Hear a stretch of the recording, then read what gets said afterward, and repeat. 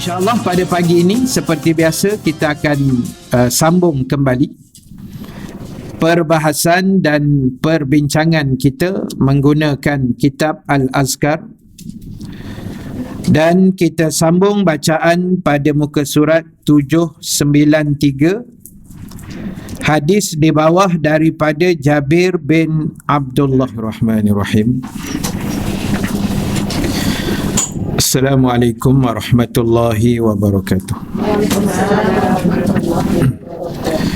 Al-Fatihah. A'udzu billahi minasyaitonir rajim. Bismillahirrahmanirrahim. Alhamdulillahi rabbil alamin. Arrahmanir rahim. Maliki yaumiddin. Iyyaka na'budu wa iyyaka nasta'in. Ihdinas siratal mustaqim. Siratal ladzina an'amta 'alaihim ghairil maghdubi 'alaihim waladdallin. Alhamdulillahi rabbil alamin.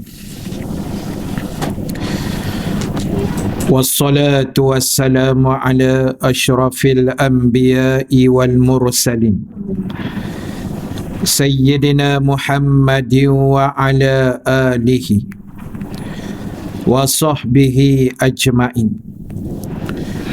Subhanaka la ilma lana illa ma 'allamtana innaka antal alimul hakim. Rabbana iftah bainana wa baina qaumina bil haqq wa anta khairul fatihin. Fasayakfikahumullah wa huwas samiul alim. Amma ba'd. Terima kasih pada pimpinan majlis pada pagi ini, Puan Hajah Salwa,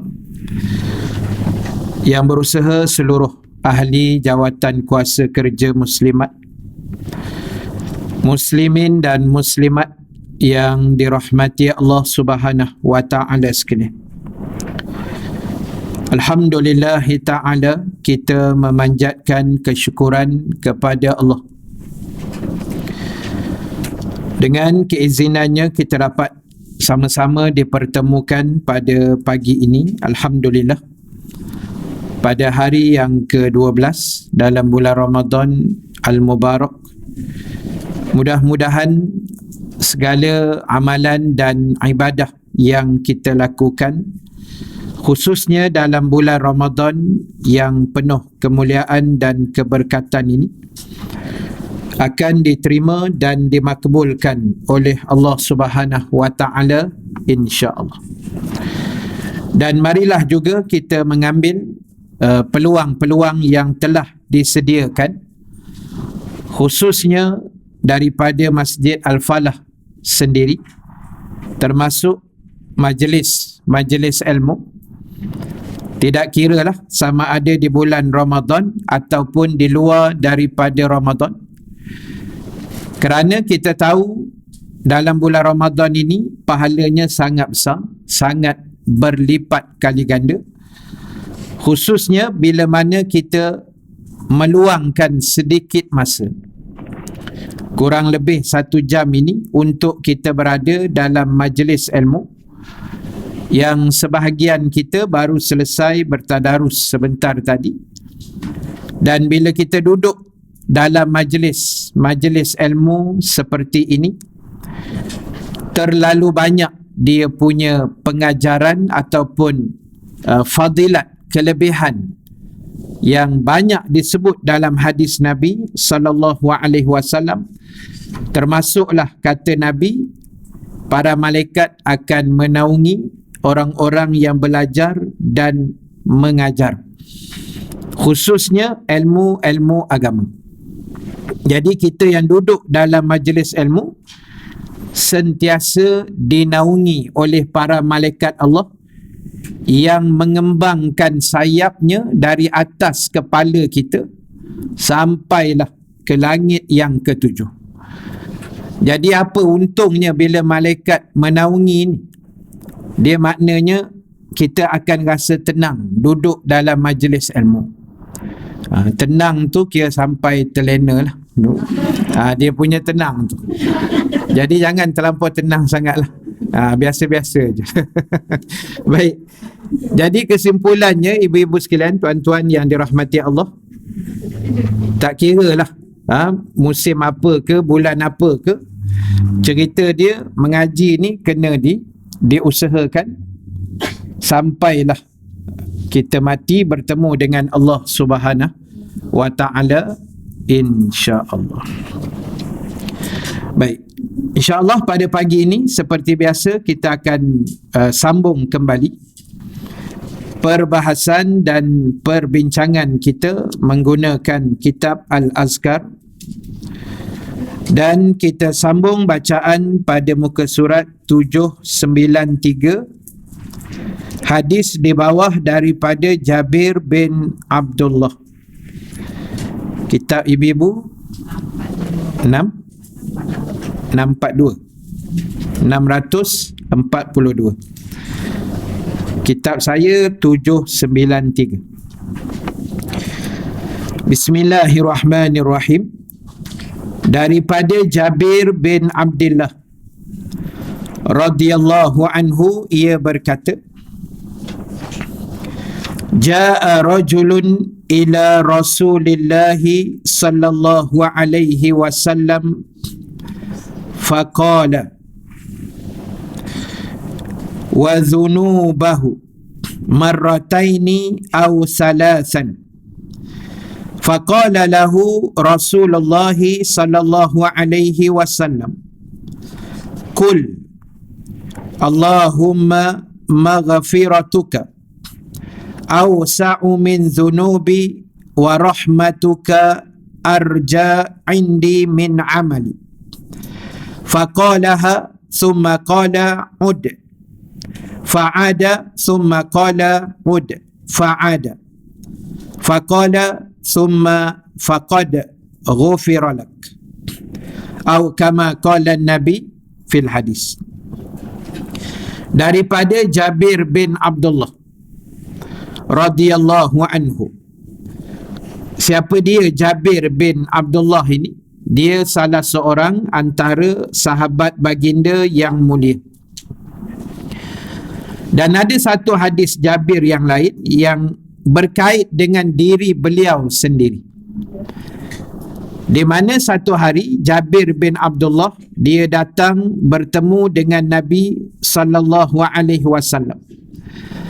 Lalu dia berkata kepada Nabi, Ya Rasulullah, ara'aita in sallaitul maktubah wa sumtu Ramadan wa ahlaltu halal wa haramtul haram adakhaltul jannah. Qala sallallahu alaihi wasallam, na'am.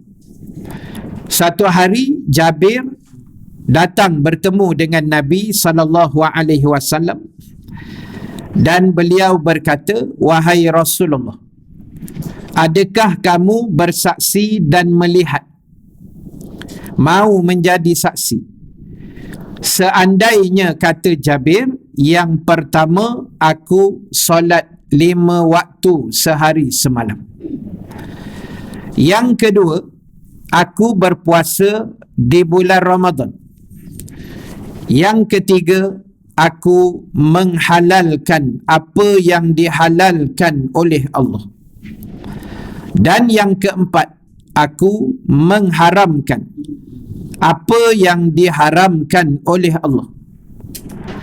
Jabir tanya pada Nabi, kalau aku buat 4 perkara tadi, semayang, puasa, halal yang halal, haramkan yang haram, soalan Jabir kepada Nabi, adakhaltul jannah, adakah aku ada peluang masuk syurga?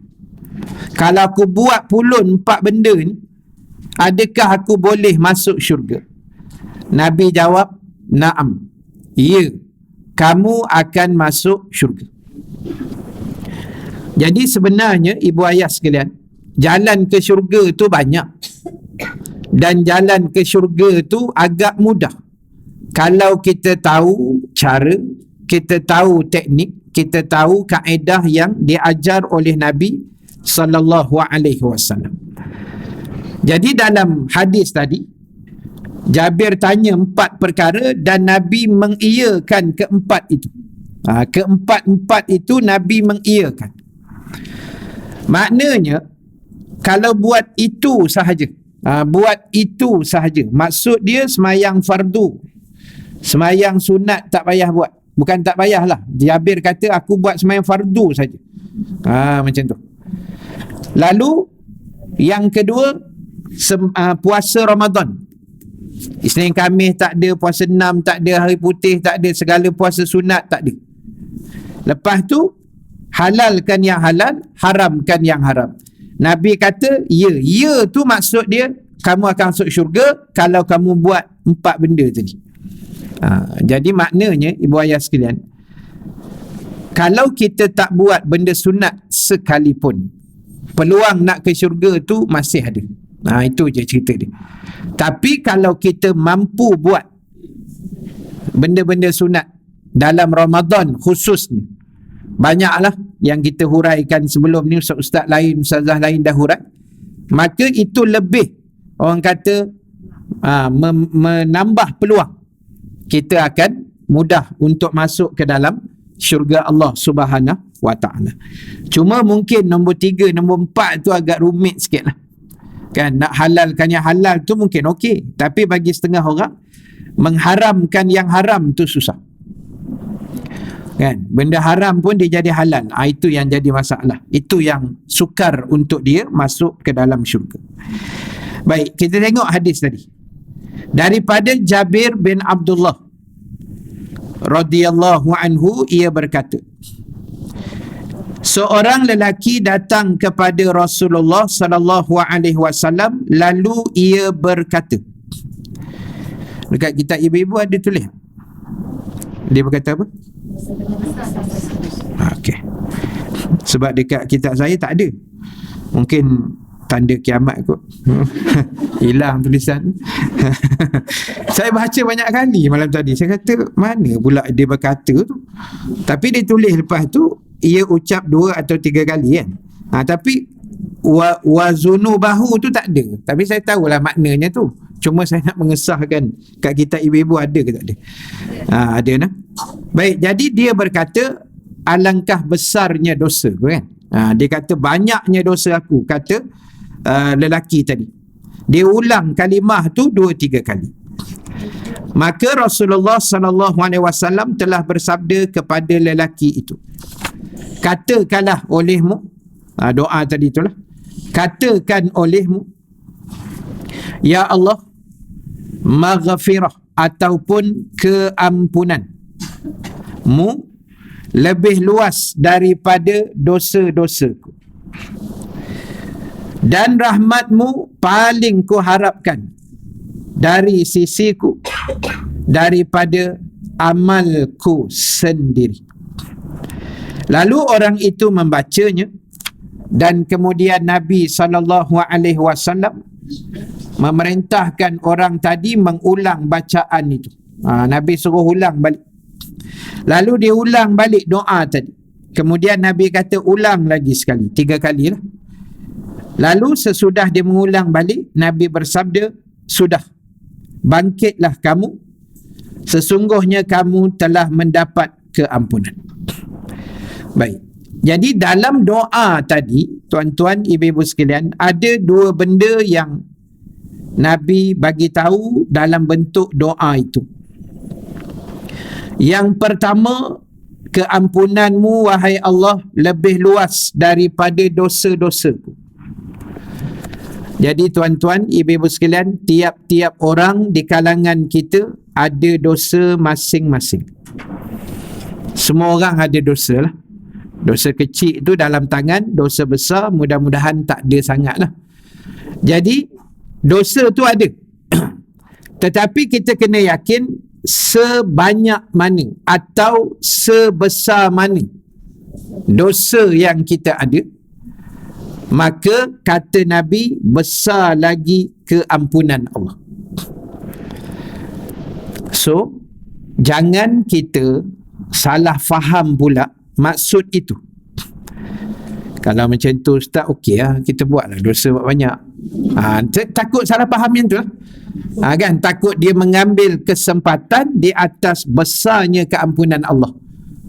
Dia kata, relax ustaz, Allah kan okey, dia maha luas rahmat pengampunan. Jadi setakat saya minum arak sikit, tak terawih ni apalah sangat. Kan, ayat tu macam warak aja ayat dia. Jadi itu kena jagalah.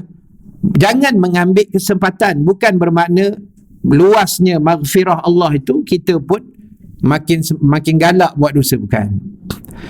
Dosa ni adalah perkara yang semua orang wajar mengelak, wajar menjauhkan, kan? Mengelaklah, maksud dia usahakan jangan buat. Elak-elakkanlah sedaya upaya yang kita terdayalah. Jadi ingat, apa pun jalan cerita kita, keampunan dia sangat-sangat luas. Dan kita baca dalam banyak hadis-hadis yang lain, hadis yang masyhur, hadis yang terkenal, kisah perempuan yang bagi minum anjing, yang melacurkan diri, akhirnya Allah hantar dia ke syurga, kan?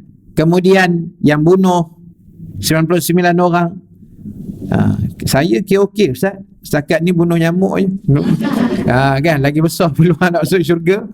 Jadi kita tak pernah lah bunuh orang dah, insya-Allah. Tapi jalan ceritanya, orang yang dah membunuh 99, malahan 100 orang sebenarnya dalam hadis tu, pun Allah ampun lagi dosa dia, walaupun masa dia nak menuju keampunan tu dia mati.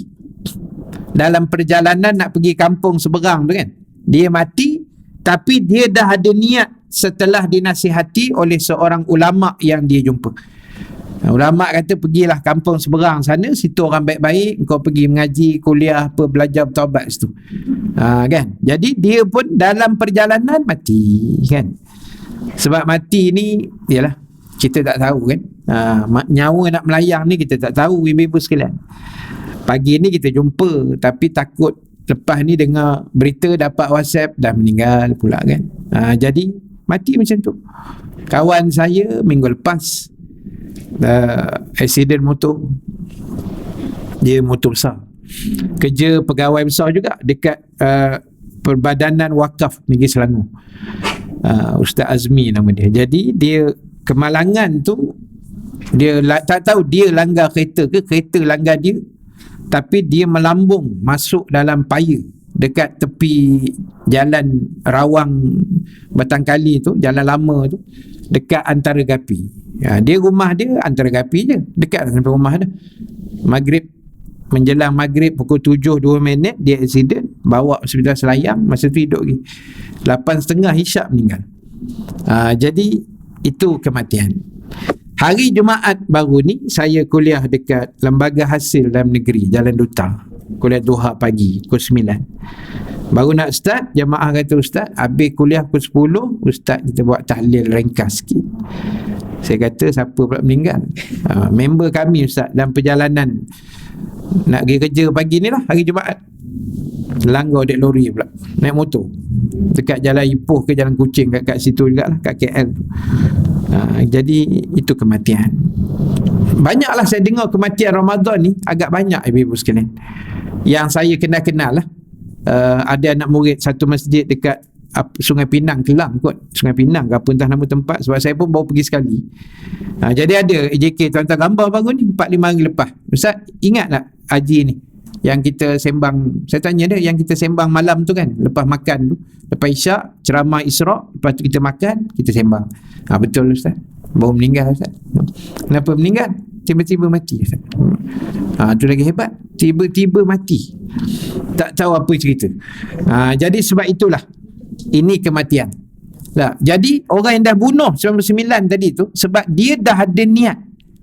Sebab itu agama ajar kita niat tu penting. Apa-apa pasang niat dulu. Aku niat nak belanja ustaz, contoh, walaupun jarang berlaku lah niat tu, ni contoh saja. Tiba-tiba terlupa balik menonong begitu je kejap lagi kan. Lupa nak belanja contoh. Apa pahala niat? Kan? Dia niat tu tapi dia kena dosa lah. Jangan aku niat nak beli murtabak hari ni bagi kat jiran. Tapi haram tak pergi bazar pun. Contoh tak? Mentang-mentang golek lepas asar hujan-hujan pula. Malas lah aku. Tak jadi lah. Dia berhalangan tu baru dia ada pahala lah. Sama ada kita terlupa ataupun berhalangan kan, kita tak dapat buat. So itu pentingnya amalan ni kita buat secara istiqamah. Bila istiqamah ni tuan-puan sekalian, dia akan dapat pahala walaupun kita tak boleh buat. Ibu-ibu hari-hari tadarus, kan, tiba-tiba ada hari kita cuti, tak boleh puasa, tak boleh baca Quran ni, pahala jalan tu. Jangan main-main. Sebab itu Nabi dah sebut, benda yang hari-hari kita maintain buat, tiba-tiba tak dapat buat kerana berhalangan, sakit ke, musafir ke apa, pahala on. Kami ustaz-ustaz hari-hari kuliah, tiba-tiba ada hari tak boleh kuliah. Mungkin tayar pancit ataupun sangkut jam ataupun tak sihat kan, pahala masuk walaupun geletar dalam selimut tu. Kan contohlah. Jadi ini penting bila kita istiqamah, kita buat amalan berterusan walaupun kecil. Ibu-ibu ni untung hari-hari datang Al-Falah ni tabung menganga je kat belakang tu. So bila hari-hari bubuh, tapi saya rasa seronok lah sebab hari ni dia khaskan untuk saya kan. Jadi bila hari-hari bubuh tu, ada hari tak bubuh. Contoh wallet tertinggal dalam kereta ke, ataupun duit yang berkepuk, ada duit tu pers lain kan, dah memang salah letak ke, silap sarung beg ada 18, jadi salah cangkuk. Dia ikut tema tudung kan, jadi salah cangkuk. Jadi rupa yang dicangkuk tu tak ada isi dalam dia, ada IC je dalam tu. Jadi nak sedekah IC tak padan pula, jadi dapatlah pahala juga kan, sebab dah selalu buh. Selalu kan. Dia macam tu. Jadi sebab itu kita kena istiqamah. Jadi sebab itu Nabi kata dalam doa tadi, banyak mana pun dosa. Sebab itu kalau orang jumpa kami lah, ustaz-ustaz kan, tapi yang saya, ialah orang jumpa kita, dia kata, ustaz saya banyak dosa, saya bukan macam ustaz yang tak ada dosa. Ayat dia kita dengar macam nak kembang tak kembang je, tapi risau juga kan, tak mana dia tahu dah. Jadi dia kata, ustaz saya dosa banyak. Kita pun tanya, banyak mana dosa abang? Banyak ustaz. Banyak sangat ke? Banyak ustaz. Ada tak sebanyak setinggi gunung Kinabalu ke? Saya kata tak adalah, tinggi tu, rendah sikit lah katanya. Menjawab lah tu kan. Jadi saya kata macam ni lah bang, dosa abang banyak mana pun, zaman jahiliah dulu ke sekarang ke apa, taubat tu kunci utama dia. Keinsafan tu kunci besar dia, taubat tu kunci besar dia. Sebab rahmat Allah ni sangat-sangat luas, yang keampunan dia tu tak bertepi. Ibu-ibu sekalian, tak ada limit. Keampunan Allah ni dia tak ada limit. Siapa minta ampun je dia bagi. Tambah bulan mulia ni, tambah kita minta ampun waktu sahur, tahajud tu kan, itu memang waktu dia. Bila Nabi sebut dalam hadis lain, hadis kursi, Allah kata dia turun setiap hari 2/3 malam akhir. Bukan Ramadan saja, setiap hari setahun, sepanjang tahun. Siapa yang minta ampun masa tu, Allah kata aku ampunkan dia.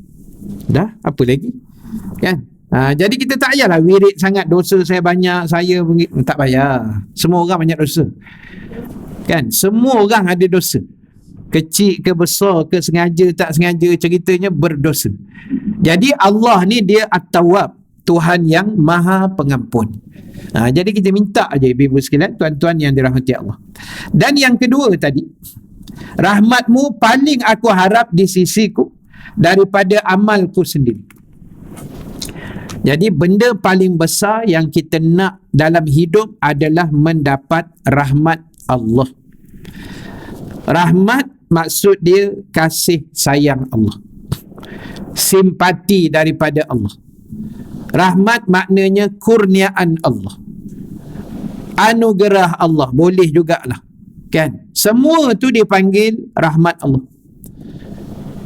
Sebab itu saya pernah cerita pada ibu-ibu sekalian, ada seorang datuk saya pernah jumpa beberapa bulan lepas. Dia humble kan, Dia sangat hamba, tawaduk. Dia banyak beramal, banyak amalan dia buat. Dia amalan tu istiqamah, dia tulis satu-satu kan. Jadi kita pergi ziarah dia, kita jumpa, kita minta sikit.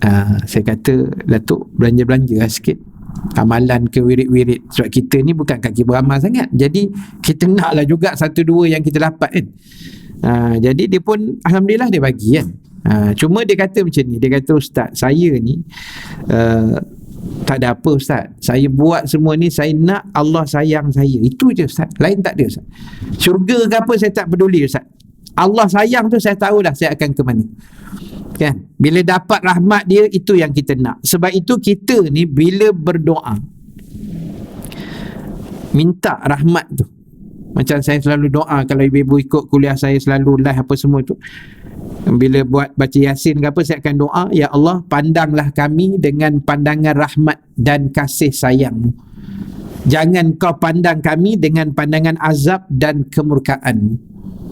Kena minta supaya Allah tengok kita dengan belas kasihan Dia. Sebab kita ni banyak dosa, kita ni kuat melawan. Bukan kuat melawan Allah saja, kita kuat melawan suami. Macam biasa buat je, senyum-senyum kan. Jadi kita ni banyak nak melawan dia, tak kira lah melawan siapa pun kan. Jadi Allah tahu, dan kita nak simpati itu, sebab kita nothing, kita tak ada apa ibu-ibu sekalian, kita tak ada kekuatan. Kita boleh puasa ni pun Allah izin, kita boleh mari kuliah duha ni Allah izin. Kalau Allah tak izin, lepas tadarus tadi start kereta balik kan, tak singgah kona ke Dewan Zahrah. Jadi Allah yang izin semua benda-benda tu berlaku. Jadi mintalah kasih sayang Dia, sebab Dia tu Ar-Rahman Ar-Rahim, Maha Pemurah dan Maha Pengasih, Maha Penyayang. Jadi bila Allah sayang kita, Allah kasih kita, banyak Dia punya fadilat, Dia punya kelebihan. Contoh, jiwa kita akan jadi tenang. Bila Allah campak kasih daripada kita, hidup kita tenang, lapang, relax. Walaupun masalah ni Allah saja yang tahu kan. Tapi bila orang jumpa kita macam, ya Allah, untunglah Hajah macam tak ada masalah je kan, muka tenang je, tak ada muka macam 13 Mei je kan, relax je muka. Orang tak tahu dalam ni berselerak ni nak putus urat perut kan. Tapi Allah campak tu, dengan nur kita pun orang tengok rasa, orang pula menompang tenang pula tengok muka kita kan. Dia tu sukalah tengok muka Hajah, bukan sebab comel tu, sebab tenang aja kan. Yang pasal sangat sebab tenang tu sebab kita tenang tu, aura tu orang tompang. Jadi doa minta supaya Allah turunkan kasih sayang Dia. Bila Allah sayang, banyak benda lah. Doa kita dia diterima, amalan kita diluluskan, hajat kita diperkenankan kan, jiwa kita tenang, anak-anak kita berjaya, banyak benda lah ibu-ibu sekalian. Bila kasih sayang tu Allah dah limpahkan pada kita sekeluarga, maka banyak kelebihan yang kita akan dapat insya-Allah. Jadi bolehlah amalkan doa tu tak. Kita tak hafal bahasa Arab, bahasa Melayu pun tak apa. Sebab itu bulan Ramadan ni ibu-ibu sekalian, bulan yang terbaik dan banyak ruang untuk kita berdoa. Lepas kita baca Quran tadarus, kita doa. Lepas sembahyang fardu, kita doa. Lepas sembahyang sunat, kita doa. Berbuka, kita doa. Sahur, kita doa. Lepas tarawih witir, kita doa. Nak tidur, kita baca doa. Berlambak waktu kita boleh doa dalam bulan Ramadan. Sebab itu kalau ibu-ibu yang, yalah, tapi ibu-ibu ni kata itu hari tak ada TikTok lagi kan, tapi tak apalah, saya cerita saja. Mana yang ikut saya dekat TikTok ni kan, hari-hari saya post doa. Saya post satu hari satu doa. Doa tu bukan doa khusus, saya hanya bagi cadangan apa nak dibaca, apa poin dia. Jadi saya rasa macam terkejut juga, nak tergelak pun ya juga. 2 hari sudah saya postkan satu doa hari ke-10. Kalau ibu tengok doa TikTok saya kan, doa hari ke-10 tu saya tulis itu doa 10 Ramadan, mudah bayar hutang, tajuk dia. Saya lepas post tu saya tinggal je, kadang saya tengok balik, saya reply balik komen-komen tu kan. Masa saya tinggal lepas sejam 2, saya tengok viewer ada 1,000 je. Okey lah. Standard lah, saya punya video standard 1,000, 2,000, 3,000, paling tinggi 5. Ada satu tu yang first Ramadan tu 30, 40 macam tu lah, 40,000. Jadi bila petang tu saya tengok, apa jadi 40,000 pula ni. Kemarin dulu saya tengok naik 90,000. Komen dah beratus. Saya kata ni mesti ada yang tak kena ni. Kan, mesti ada yang tak kena dalam video saya tu yang menyebabkan ramai orang masuk. Dan benda tu dah viral entah lepas ke mana saya pun tak tahu. Rupa-rupanya diorang tunggu doa saya tu. Saya bagi cadangan, saya kata untuk hari ke-10 ni, jom kita doa masa buka, masa sahur nanti, minta Allah mudahkan urusan kita untuk bayar hutang. Jadi doalah begitu, selamat beramal, bye-bye, itu je. No? Habis semua komen, kami kena scam dengan ustaz. Mana doanya, katanya. Kan, lepas tu saya dah siap tadah tangan, tengok-tengok doa tak ada, ustaz bye-bye je terus. No? Saya kata dah kenapa korang? No? Diorang salah faham. Diorang ingat saya nak bagi doa khusus. Tak ada doa khusus, ibu-ibu. Saya bagi poin saja. Macam semalam minta selamat daripada api neraka, macam tu kan. So, sebelum tu tambah ilmu, lapangkan dada, tambah iman. Itu poin saya bagi. Doa kau bacalah sendiri. Jadi saya tengok pagi tadi dah 104,000. No. Saya tengok view. Lepas tu komen aku malah buka kan, gelak seorang-seorang je kan. Kesian orang kena scam aku. Tak pasal-pasal aku jadi scammer doa pula kan. Jadi saya niat tu dah betul, tapi salah faham. Yang ramai komen tu saya tahu itu orang yang kali pertama tengok TikTok saya, yang dia tak pernah follow sebelum ni kan. Dia masuk-masuk, dia tengok mana doa ustaz ni, tak ada, ustaz tipu ni. Dan yang kedua, ibu-ibu sekalian, baru saya nampak rupanya ramai orang ada masalah hutang kan. Sebab view tu naik mencanak. Saya tengok semua, mana doanya, mana doa. Kesian pula saya kan. Nantilah saya buatlah doa tu. Kan dia ada doa dia tu kan. Jadi kita yang mengaji ni tahulah, orang yang tak mengaji dia tak tahu kan. Kesian kat orang juga. Tak apalah, ada masa nanti saya buat. Kita ni banyak masa kan. Tak banyak masa, sibuk kan, nak beli bazar lagi, banyak kerja. Jadi dia kalut dengan doa tu pula kan. Baca je lah sendiri. Baik, jadi ibu sekalian, itu dua benda lah yang Rasulullah sebut dalam doa tadi. Bila sahabat tu kata dosa dia sangat banyak kan, dosa dia menimbun, Nabi kata tak apa, kau baca je doa ni 3 kali, insya-Allah Allah ampunkan dosa kamu. Jadi Allah ni sangat baik ibu sekalian. Kita jangan buat-buat masalah dengan Allah. Dia sangat baik pada kita, insya-Allah. Baik, kemudian daripada Usamah radhiyallahu anhu, ia berkata Rasulullah sallallahu alaihi wasallam telah bersabda, Inna lillahi ta'ala malakan biman yaqulu ya arhamar rahimin faman qalaha thalathan qala lahul mulk inna arhamar rahimin qad aqbala alayka fasal. Sesungguhnya bagi Allah Ta'ala menciptakan malaikat ada yang ditugaskan kepada orang yang membaca ya arhamar rahimin, ya Allah yang maha rahim ataupun yang maha penyayang. Siapa yang membacanya 3 kali, kata Nabi, maka malaikat tersebut mengucapkan kepada dia, sesungguhnya Allah yang Maha Rahim telah menerima permohonanmu, oleh itu mintalah pada dia. Jadi ibu sekalian, tuan-tuan yang dirahmati Allah, kita baca ya arhamar rahimin, ya arhamar rahimin, ya arhamar rahimin, lepas tu kita doa. Boleh juga begitu kan. Sebab Nabi kata ada malaikat yang akan membawa doa kita sebab Allah dah perkenankan. Jadi banyak tu, saya kata banyak kaedah, banyak teori untuk kita berdoa, dan bagaimana doa kita ni nak bagi cepat makbul kan, cepat lulus. Banyak cara kan. Nabi kata ud'uallah wa antum muqinuna bil ijabah. Hendaklah kamu berdoa kepada Allah, kata Nabi, dalam keadaan kamu bersangka baik, doa kamu akan diluluskan Allah. Ini pun salah satu cara macam mana doa kita nak cepat lulus. Setiap kali doa, sangka baik Allah akan luluskan doa kita. Itu kaedah dia. Kan, doa untuk anak kita berjaya apa semua, kita sangka baik. Ya Allah, aku dah doa dah untuk anak aku percaya engkau akan makbulkan apa yang aku minta. Bagi anak aku baik, akhlak apa semua ni kan. Dia akan bagi Tuhan. Sebab Allah ni dia tak kedekut macam manusia kan. Allah ni dia bagi je. Cuma kaedah tu kita kena ingat lah. Bila ulama kata Allah akan beri apa yang kita perlu, bukan apa yang kita mahu. Kalau kita mahu tu 13 juzuk doa kita, yang kita nak tu berlih-lih bersenarai kan, sampai pening pitam macam doa, banyak benar dia minta. Tapi Allah tapih lah kan. So maknanya mana yang doa kita belum lepas tu, maknanya tak berapa nak perlu lah tu. Contoh kan, kita doa umur kita dah 60-an, contoh lah ya, jangan buat muka muda pula. 60-an, umur ibu-ibu dah 60-an, 50-an, 60-an.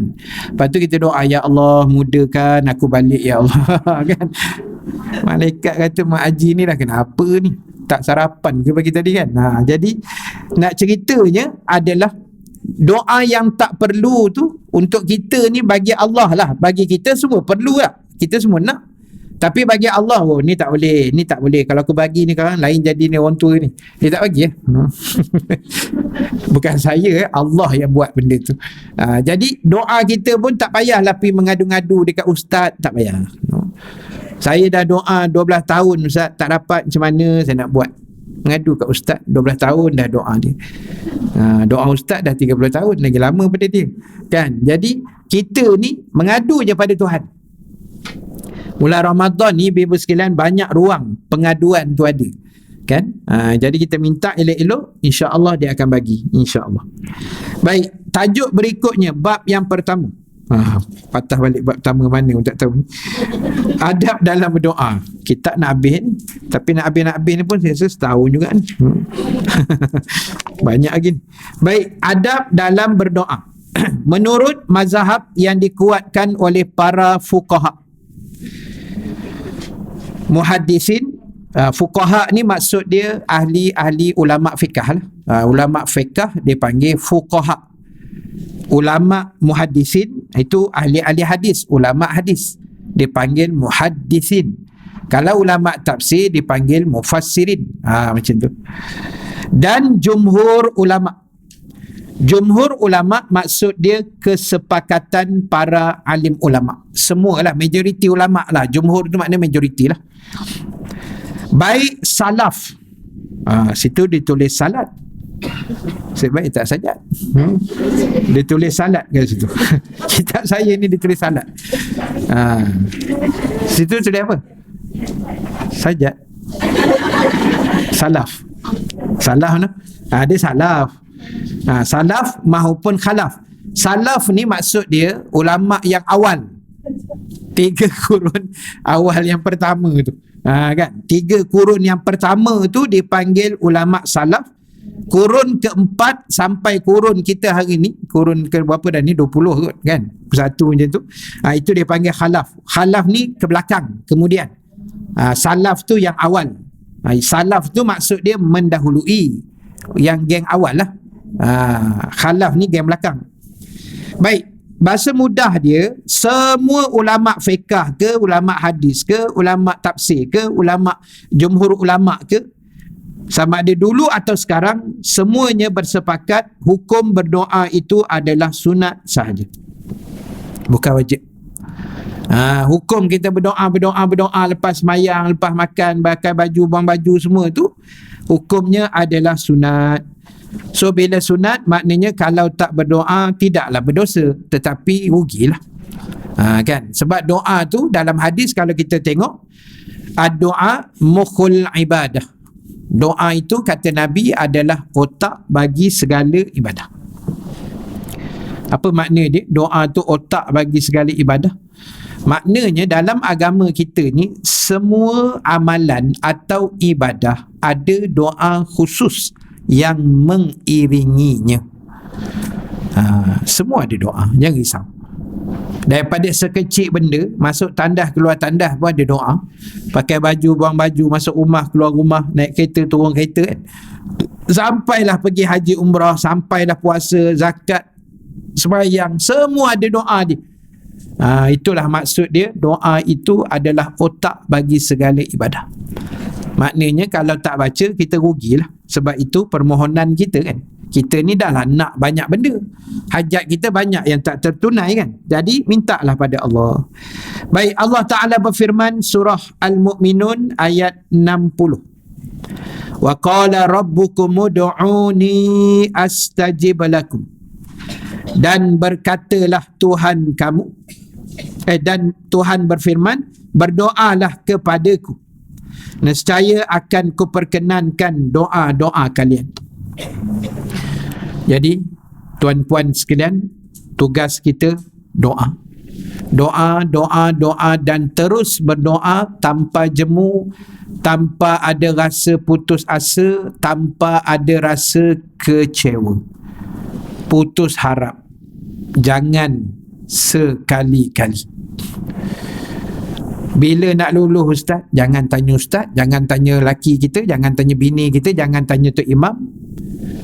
Allah yang punya kerja kan, dia yang tahu bila waktu terbaik dia nak lepaskan doa itu, dia nak makbulkan doa itu. Kita buat kerja kita, jangan kacau kerja Tuhan.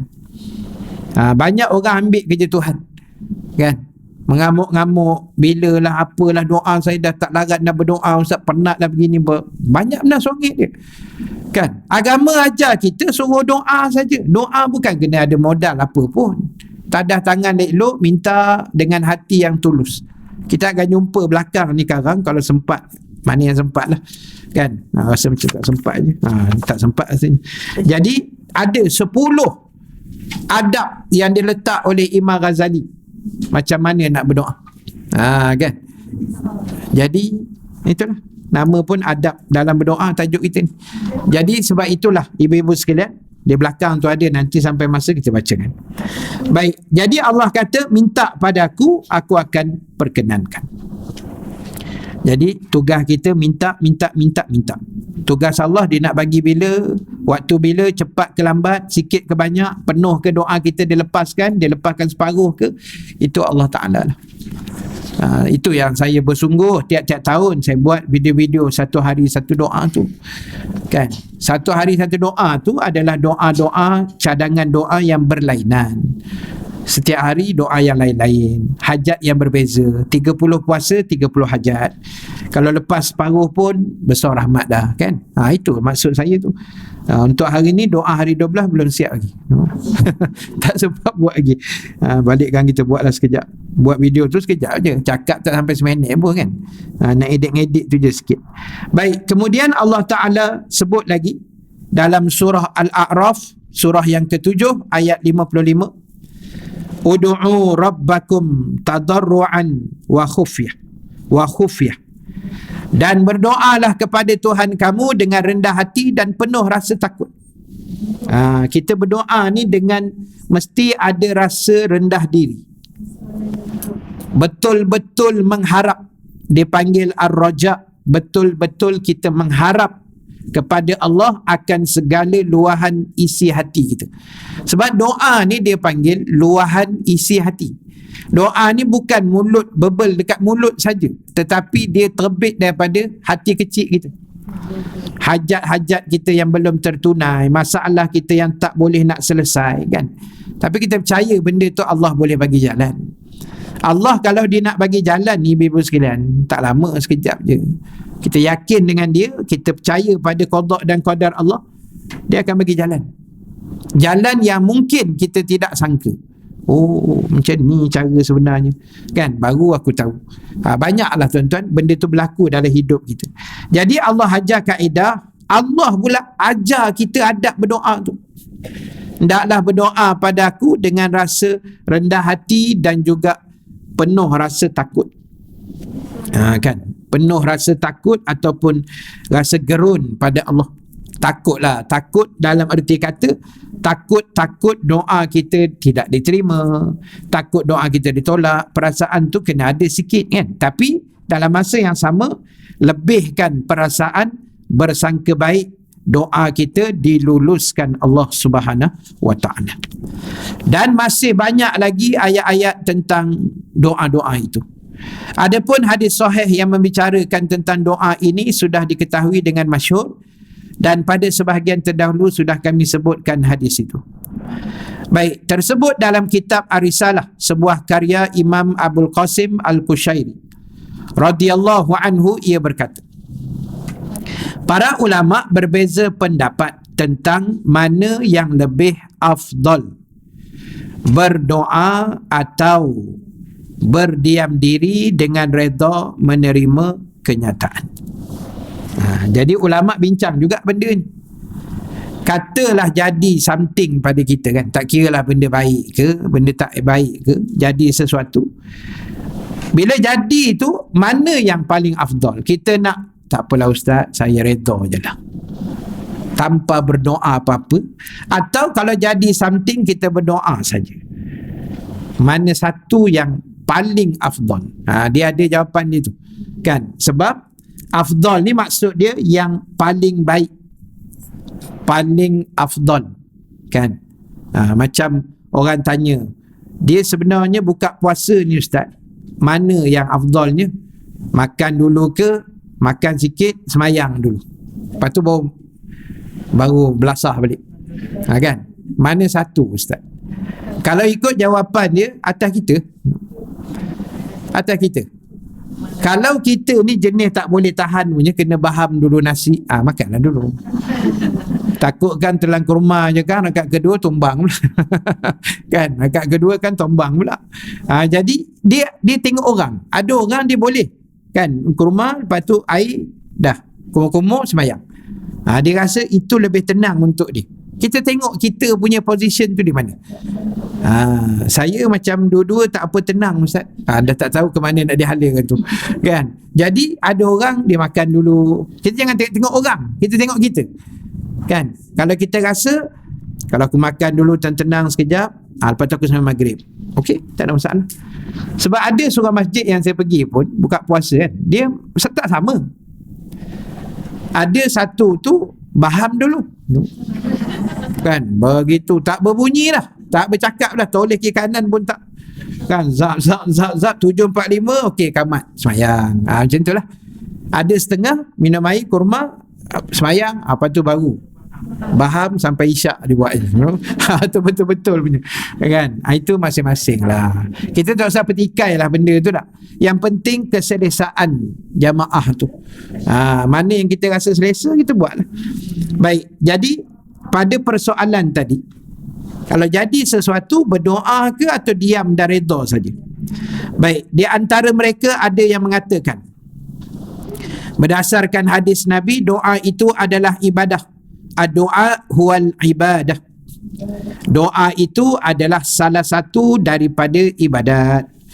Baik, kerana doa adalah pernyataan hajatnya seorang kepada Allah, maka oleh kerana itu doa adalah paling afdal.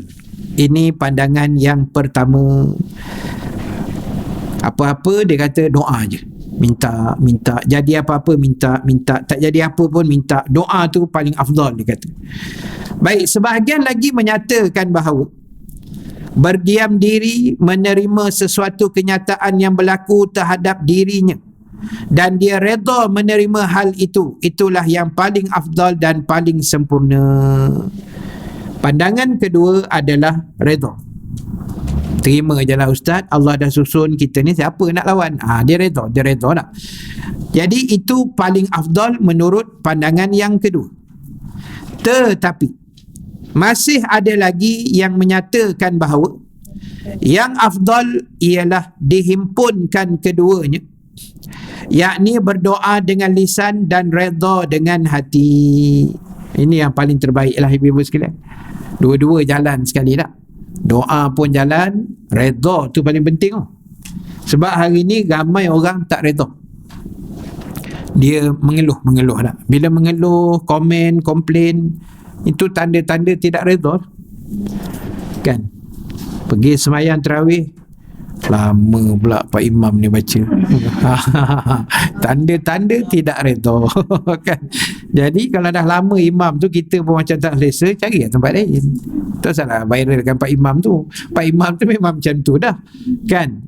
Tapi saya setakat malam ke-12 malam tadi, so far lah. Semua okey lah. Semua sedap. Cuma malam tadi saya dapat paling laju. Dan paling suka. Sebab cepat habis. Aku pun dah mengantuk-ngantuk dah kat belakang tu kan. Tengok-tengok imam ni, power imam ni, surah lazim kan. Kan, dah lah surah lazim. Wadduha rakaat pertama, rakaat kedua qul huwallah. Dah hati saya cantik Pak Imam ni. Kan? Lepas tu naik rakaat ketiga, surah lazim, lepas tu qul huwallah. Saya dah mula cuak dah. Ni kalau biasa orang baca macam ni 20 ni. Naya aku ni kan. Kan? Saya pun cuit JK, 8 ke 20? 8 je Ustaz. Dia pun macam dah tahu je aku nak 8 kan. Dia jawab 8 je Ustaz katanya. Tengok-tengok pukul berapa kami start. Memang laju lah, 10 lebih sikit tu dah habis. Siap dengan tazkirah kali. Tazkirah lepas isyak 20 minit, 9.35 macam tu kan. Start 10 kot, lebih kurang setengah jam lebih sikit lah. Tapi okey lah, baca pun sedap. Dia tak adalah baca tu macam kelam kabut bersambung-sambung, tak. Cuma dia punya nada tu laju. Jadi kita pun macam segar lah sikit kan, sebab ramai orang syahid ketika tarawih. Kan, masa tayat akhir tu ditunjuk tak turun-turun tu. Orang dah selawat, orang dah bagi salam kan, bila dah pecah tekak dah sallallahu alaihi ditunjuk, lepas tu dia pula tunduk itu kan. Rupanya dah masuk syurga awal pada imam bagi kan. Itu je punca kita nak ke syurga, ibu-ibu sekalian kan. Allah tengok sian Mak Haji ni. Itulah makan tabak 3 keping lagi kan. Itu dah asyik menunjuk je kerjanya. Kan. Saya pun sama je ibu-ibu sekalian. Tak usah ustaz boleh lah. Tak, sama je. Kan ada hari tu Allah tak boleh tahan tu, bergoyang-goyang sembahyang. Jenuh sekejap, garu sekini sekejap, tonyoh mata, macam-macam kerja kita buat. Sebab dah mengantuk tu. Dia sebab mengantuk tu buat dia tidur je, tapi dah tak boleh tidur sebab kita tengah sembahyang kan. Jadi pandai-pandai lah bawa diri, sembai air botol kan, mesti ada air botol kan, sebab kita haus semua tu. Bolehlah sapu-sapu muka ke sikit kan. Kalau nak ngeri sikit, minyak cekapak sikit. Kan, bagi pedih mata. Baru dia tak boleh tidur dah lepas tu. Allahu Akbar. Itulah cabaran dia ibu-ibu sekalian kan. Sebab itu kita pesan dah banyak kali, kalau boleh jangan tinggal-tinggalkan tarawih ni. Kalau boleh nak, kalau boleh tu jangan tinggal langsung. Sebab bulan lain tak ada tarawih, witir ada, tarawih tu tak ada. Dan saya dah sebut dah itu hari. Sini saya rasa saya belum sebut kot, pasal yang ada orang dia buat tarawih, witir tak buat. Sini ada saya sebut ke dalam TikTok saya ada sebut, sini tak ada kot. Dia macam ni, ada orang tu dia buat tarawih, lepas tu witir tak buat. Kita tanya kenapa? Sebab besok aku nak sunat katanya, nanti nak tutup dengan witir balik. Okey, kita cerita hukum dia sikit. Dia ada hukum dia. Baik, pertama, paling cantik kita semayang tarawih malam-malam dan terus witir. Komplit lah, maksudnya komplit. Semayang 8 ke 20, ikut imam je, ikut imam. Imam 8, kita 8, imam 20, kita 20. Jadi komplit tu dapat fadilat. Dapat dah satu fadilat. Nabi kata kutiba lahu qiyamul lailah kan. Nabi kata siapa yang berdiri semayang bersama imam, maksudnya berjamaah tarawih dan witirnya tu, maka habis semua sekali, Nabi kata ditulis baginya pahala seperti mengerjakan qiyamul lail sepanjang malam itu. Besarlah pahalanya. Pahala tarawih dapat, pahala witir dapat, sambung satu lagi pahala qiyamul lail. Selain pahala berjemaah semua tu lah, pahala kita qiyam, walaupun kita balik more tu, balik rumah, lepas tu kita mengantuk, kita tidur tu macam kita tengah semayang juga, walaupun tidur, pahala tu masuk sampai subuh. Jadi rugilah kalau buat sekeratnya. Itu saya kata tadi. Okey, katalah kita dah buat dengan witir komplit. Besok ustaz saya nak bangun sahur, saya nak tahajud, macam biasalah, saya nak sembahyang hajat, sembahyang taubat lah, apa bagai ni. Jadi ada dua pandangan. Yang pertama, terus saja buat sembahyang sunat-sunat tu dan tak payah tutup balik. Dia yang jadi pening ni buka dan tutup, buka dan tutup. Dia duk pening tu, lama-lama satu semayang pun tak buat. Duk mening nak kena buka ke tutup. Tadi dah tutup, lepas tu nak buka, lepas tu nak tutup balik, macam mana kan? Dia duk kira yang tu. Jadi pandangan pertama majoriti jugalah, kita dah witir dah malam tadi, settle, bangun sahur besok semayang macam biasa saja, macam biasa-biasa, tak payah nak tutup witir, tak payah, settle, habis. Pandangan kedua dia lain sikit. Kalau kita dah buat 3 malam tadi witir, bangun sahur besok tambah 1 dulu witir. Buat witir 1 dulu, bagi yang 3 tadi jadi 4. Jadi bila 3 tu tadi dah jadi 4, so maknanya dia dah tergantung lah, tak sempurna lah witir tu. Lepas tu barulah buat semai sunat lain. Ending dia tutup balik, tambah 1, atau kalau 1 jadi 5, ganjil. Atau kalau 2 jadi 6, 1 atau 3 lah. Tapi 1 pun dah besar rahmat tu, 3 macam tak ada harapan ni kan. Jadi maknanya itu kaedah nombor 2. Jadi terpulang. Kau tengok gaya ni macam kaedah nombor 1 je, kan? Tak ada pasal aku nak buka tutup tambah, tak ada harapan buat gaya. Dah lah bangun 3.30 kan. Jadi tu saya kata fiqh ni dia memang macam tu. Pandangan begini, pandangan begini, pandangan begini, semua boleh guna pakai, tak ada masalah. Jangan bergaduh benda tu. Ni kadang-kadang kita pandang serong orang yang kan buat tarawih 8.20 pun nak bergaduh. Tak payah ibu-ibu sekalian. Masjid kita dah buat elok dah. 8 parking kat tepi pagar tu. Bagus, saya sokong 100%. Kan 20 masuk dalam sikit kan. Okey apa? Kan tidak kan kena blok, banyak bergaduh nanti. Orang pergi nak tarawih, nak tenang-tenang, nak seronok silaturahim kan. Ni balik tarawih muka masam aja kan. Macam tak puas hati dia dengan AJK pun ada. Macam-macam kan, dia tak puas hati aturan masjid. Jadi tak salah kita tompang. AJK ni pun bukan nak sangat jadi AJK. Diorang ni dilantik kan, diberi amanah. Jadi diorang cuba buat yang terbaik hasil mesyuarat. Bukan hanya selalu keluar keputusan veto ni, bukan. Dia keputusan mesyuarat kan. Dia ada tim dia tu, meeting. Saya pernah jadi nazir masjid, jadi saya tahulah benda tu. Kita mana boleh buat keluar keputusan sendiri kan. Jadi mesti ada meeting. Bila meeting tu dia ada sokongan, ada bantahan, ada hujah, tak apalah. Jadi kita kalau ada sokongan bantahan, kita tengok majoriti. Dia macam tu, macam dalam parlimen lah. Cuma tak meja gitu je lah kan. Jadi sebab kita bukan ahli parlimen. Jadi sebab itulah ibu-ibu sekalian, apa yang penting kita tahu kelebihan-kelebihan yang ada lah. Baik, jadi afdalnya tadi adalah dipanggil kita doa dan juga kita redha. Baik, kita habiskan sikit lagi. Selanjutnya Al-Qushairi menyatakan yang utama itu sebenarnya tergantung dengan waktu. Pada suatu keadaan doa itu lebih afdal dari berdiam diri, tergantung soal adab, dan pada suatu keadaan lain berdiam pula lebih afdal daripada berdoa, tergantung juga pada soal adab pula. Apabila hati kecilmu memberi isyarat untuk berdoa, maka berdoa itu lebih afdal. Apabila hati kecilmu memberi isyarat untuk diam, maka diam itu lebih afdal. Jadi kata Imam Al-Qushairi, dia kata tengok juga situasi, tengok keadaan kan. Ada masa-masa mungkin pasrah lah, kita redha je lah. Ada masa-masa aku kena doa ni bagi kuat semangat aku balik, apa contoh gitu lah. Jadi kita yang boleh rasa situasi tu. Jadi mana yang kita rasa kita nak buat dengan hati kecil kita, kita buat lah kan. Jangan disama macam orang tadi tu. Saya kata kita semua ni tak sama, situasi tak sama.